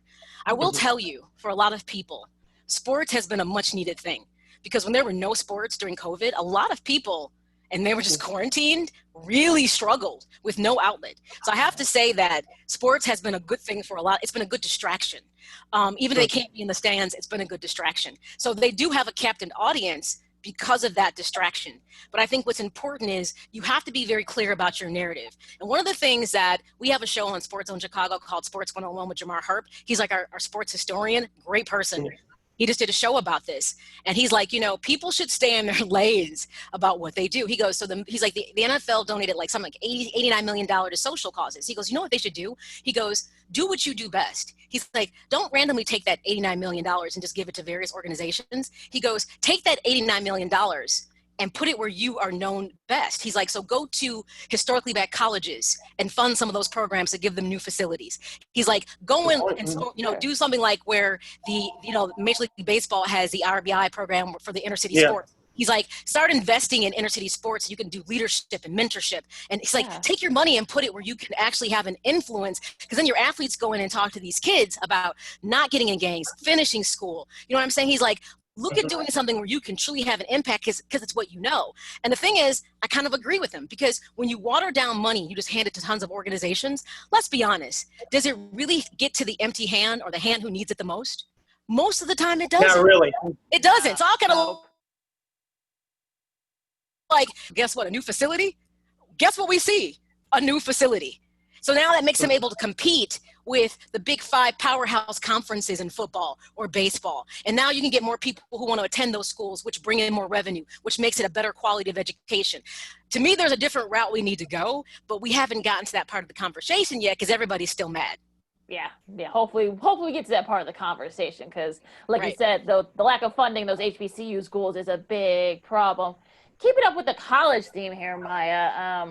College football starting in various forms. You know, we got some smaller, D1, FCS. You have some that have decided not to play. Wait till maybe the fall. Wait till the spring. I mean, and then you got ACC, the Big 12, and the SEC. They're going to try and go for it. What side are you on in this issue? This is complicated because at the end of the day, they're students and they're athletes, but their value in most cases is different than just a traditional student on the campus.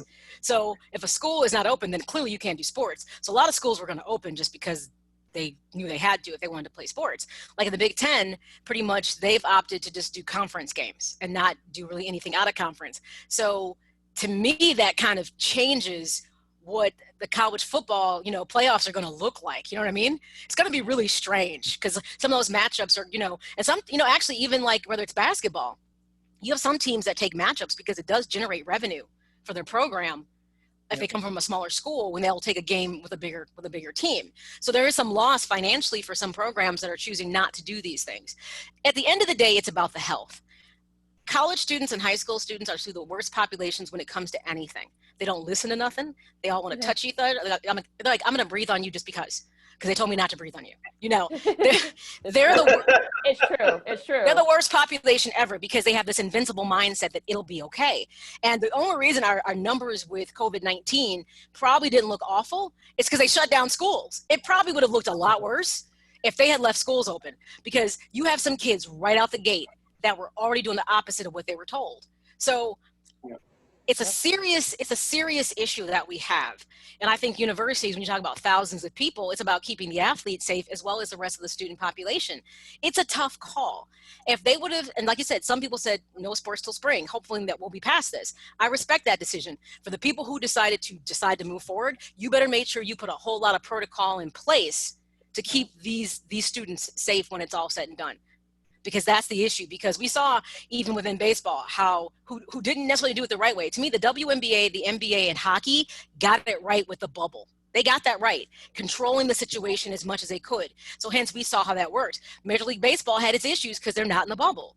But yet I think they all of a sudden kind of dialed back a bit and started behaving like they're in a bubble as much as they could after Miami and St. Louis.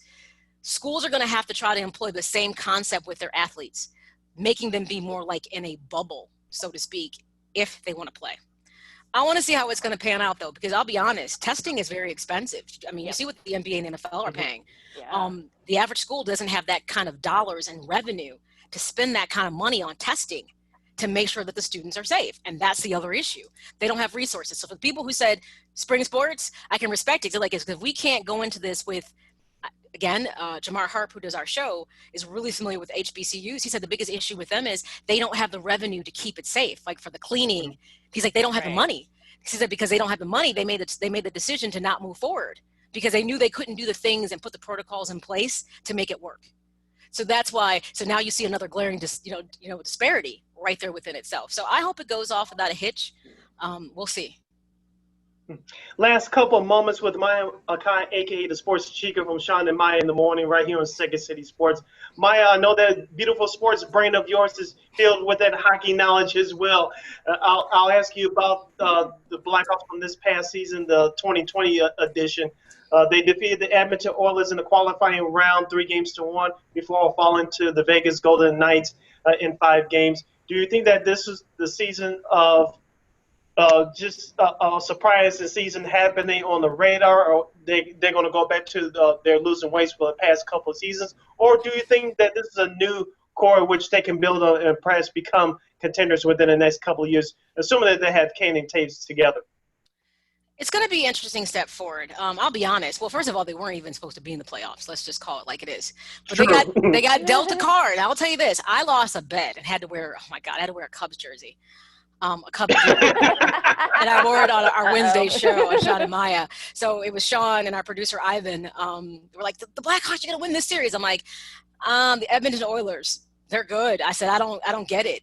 So the bet was if the Blackhawks lost, then Shawn had to wear Cubs gear. Ivan had to wear Sox gear.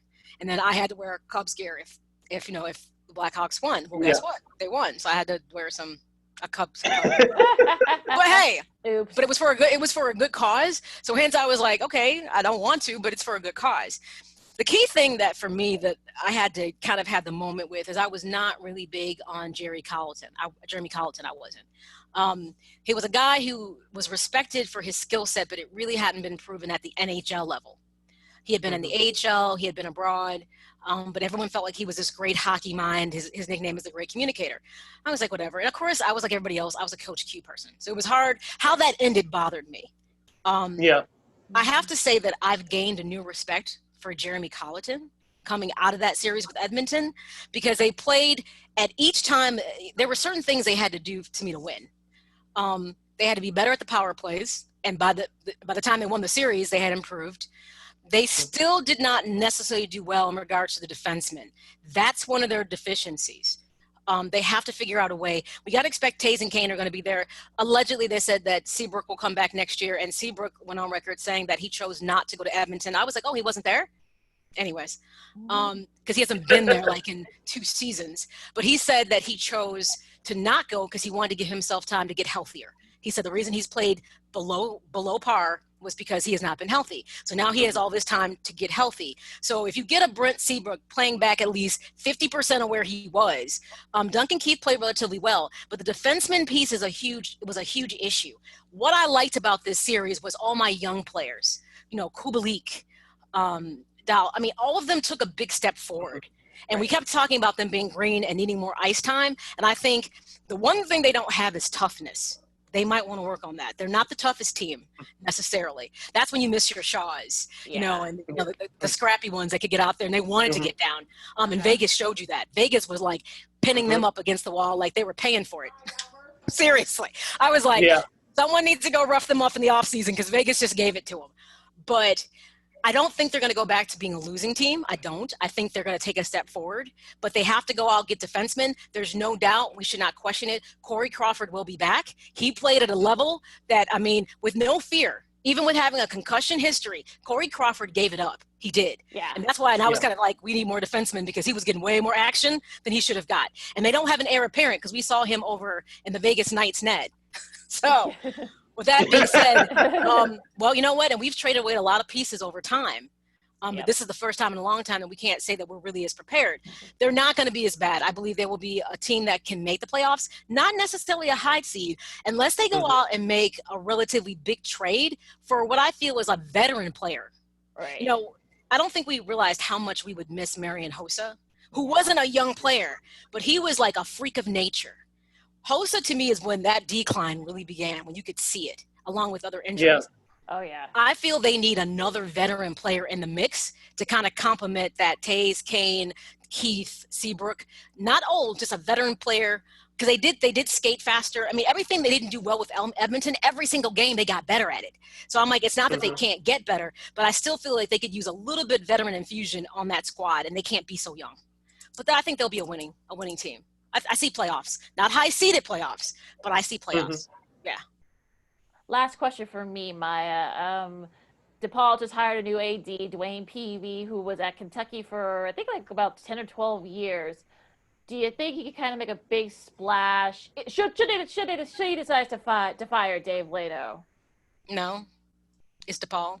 Look. I'm just going to say this. I'm glad to see that in my lifetime, I got to see DePaul with Aguirre, Strickland, Comegys. I'm that old. I got to see that era of Ray Myers basketball. You know what I mean? Right. For some reason, Chicago teams have a hard time keeping talent. But it isn't just because I think sometimes these kids want to get out of Chicago. I also think it's because so many other programs are so well developed. You know what I mean? And it's so you got to come in with, to me, you need a head coach that makes it interesting, who's proven, and just getting an AD doesn't change that. You know what I mean? Right. That's not going to be the thing that makes people play for you. It's the coach. It's the history of the program. Illinois has the same problem. It's the history of the program. It's the coach. And neither one of them have enough to attract some of that top tier talent that all these other people come to Chicago to take away. So I hate to say this, I don't think the future of DePaul changes just because they got a new AD. I don't. On that note. I love it, though. I love her honesty, though. Yeah. Her honesty. On that note, we'd like to thank Miss Maya Akai, a.k.a. the Sports Chica of Shawn and Maya in the morning. When can people catch their program, Maya? Monday, Wednesday, Fridays from 9 a.m. to 12 p.m. You can find myself and Shawn and others talking everything. Pretty much we are a Chicago sport, focus like you guys are program. We'll dip into some other stuff because with the current climate, you kind of have to. But where we focus on Chicago first, not the second city, we're first. We're the first city. Yes. Recognized. and then we go from there. So yes, and of course, if you miss our shows, you can always find them on the SportsZone Chicago. Download the app, Google Play, iTunes, as well as the Amazon store, because you can find all podcasts of our shows as well as other shows, and you can watch inside the app as well. So it's very user friendly. Nice. All right, thank you so much, Maya. We can go on for the next 5 hours because you feel with that knowledge from all subjects abroad. Thank you so much. I'm glad we got a chance to do this. You better not be a stranger. You have an open door policy to come back and chop it up with us, as the kids would say. You're more than welcome. The invitation is for you two as well. I expect that you're going to make an appearance on Shawn and Maya in the morning as well. Of course, of course. Absolutely, absolutely. All right, good stuff. Thank you for having me. All right, Thanks, Maya. Maya. Take care, stay safe, and we'll see you next time. All right, bye-bye. Thanks. All right.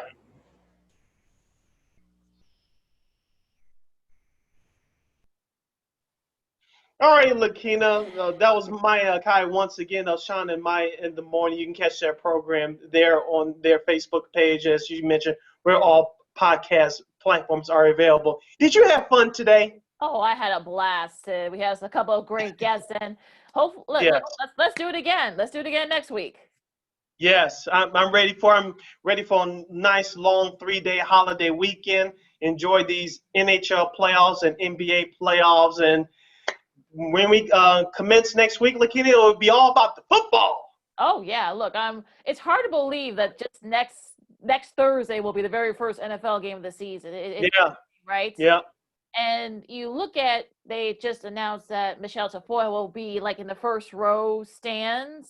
I think she'll be like around Arrowhead. So I'm assuming that the other sideline reporters are maybe the local lead too are probably going to be in around the same area as well. So that's going to be very interesting since no one's allowed in the sidelines. So that's going to be pretty interesting, like how everything looks and feels.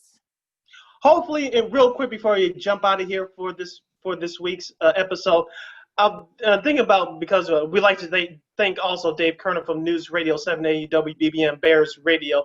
They'll tune into Bears Lions starting next week at 9 a.m. on WBBM.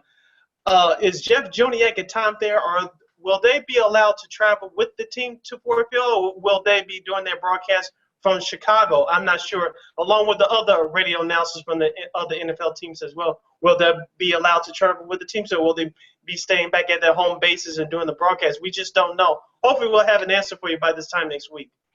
Yeah, let's hope. Yeah, I hope so too. Real quick, Islanders and Flyers, Game 7. Who's your pick? Call me crazy. Give me the Flyers.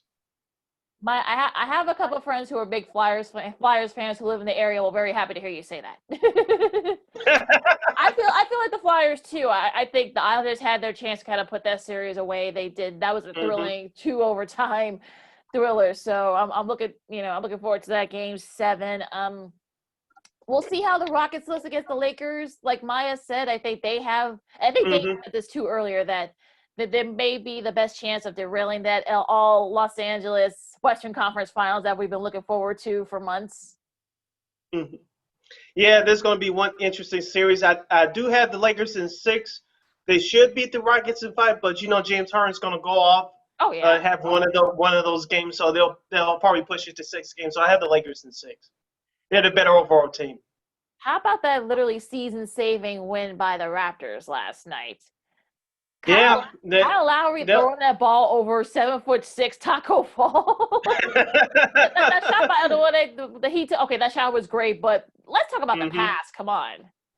Yeah, one of if not the best pass of his career. So if he doesn't connect on that pass, they'll be down 3-0 right now. It'll be an insurmountable hole for the defending champs to climb out of. But they're back in the series 2-1, trailing 2-1 to Boston. Game 4 is Saturday, so hopefully Toronto will get back on track, because if they don't even up the series at 2-2, it's going to be a tough road for them, even though they'll be trailing 3-1. It's not going to be easy, even in a bubble. So Toronto needs to get Game 4.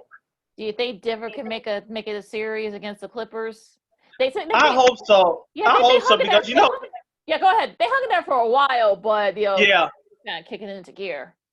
I think part of it too is fatigue from their 7-game series against Utah. So I think they're playing a factor in as well. I want to see how Denver comes out in Game 2 and also in Game 3, because if they don't win either of those next 2 games, it's going to be a short series for them. All right, real quick, Kentucky Derby this weekend, tomorrow, as we're filming this on Friday. So that should be fun. It's going to be weird because I don't think there's going to be fans out there in Churchill Downs. So no mid-juleps, unfortunately, but it's going to be very weird, the atmosphere. It's going to be interesting to see how that looks and feels. And whoever Eddie Olczyk has for the winner, I'll go with that. You're picking yeah, I'll say, in Eddie we trust both hockey and horse racing. Also, the Tour Championship is going on down in Atlanta. Dustin Johnson and John Rahm's going to be between those two. Johnson's up, has an early lead right now, but Rahm's right there, 3 shots back. So that'll be very interesting too. So the winner, it's going to be kind of like those two could probably end up being on a collision course as to who ends up winning the FedEx Cup. So that should be fun too. And also too, let me make a small confession. I will use this weekend to catch up on U.S. Open tennis, because I heard there's been some really interesting things happening in upstate New York. It's been very interesting. Djokovic is probably the favorite. Thiem, this might be his best shot, especially with Federer and Nadal not playing. On the women's side, I think it's wide open. I think Serena has been doing very well, but also Sloane Stephens and Maddie Keys, and also Sophia Kenin, who's the reigning Aussie Open champion. So it could be a good week for the Americans. Yeah, so let's hope so. Absolutely. So, what are you looking forward to this long Labor Day weekend, real quick, before we get out of here?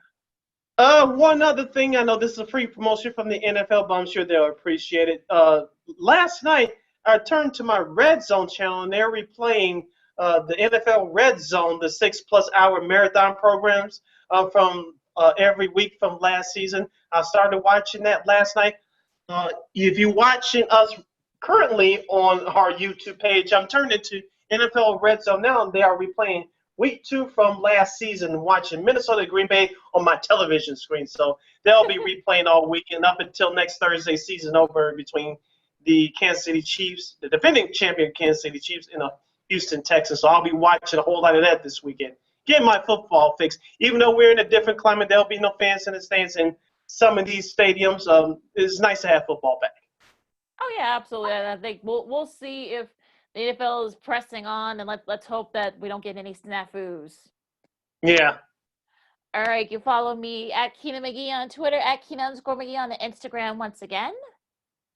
You can follow yours truly on Twitter and Instagram at SidKid80. Once again, at SidKid80. That's SIDKID80. SIDKID80. You can read all of my articles on weareregalradio.com. That's WEAREGAL radio.com. And you can listen to Second City Sports along with all of our other programming from We Are Regal Radio, including the Dean Davis Show. Now, that Davis Show, you can go over to Anchor, which kicks you over to Spotify, SoundCloud, all the other podcast platforms. And we're on iHeartRadio. Please, please, please download the iHeartRadio app. Type in WAR on Anchor. That's WARR on Anchor, and you'll access our programming right there. Also, we're on YouTube. Just go to WARR on Anchor, and on the It's actually WARR Media. WAR Media. Thanks. Thanks for the correction. Because subscribe. You can look at our lovely faces and listen to this program. Also, all the other programs. Voila! On all the programs on the We Are Regal Radio family. It's right there. Subscribe and tell your friends. Yes, please do, especially during this long weekend. All right. So speaking of, have that very safe long weekend. Don't get too crazy, folks. Wear your mask and wash your hands. So, unfortunately, the Illinois cases are up. So let's get back on track, folks. Yes. Till next time. This is Second City Sports with Lakeena McGee. I am Sid the Kid. Till next time, holla!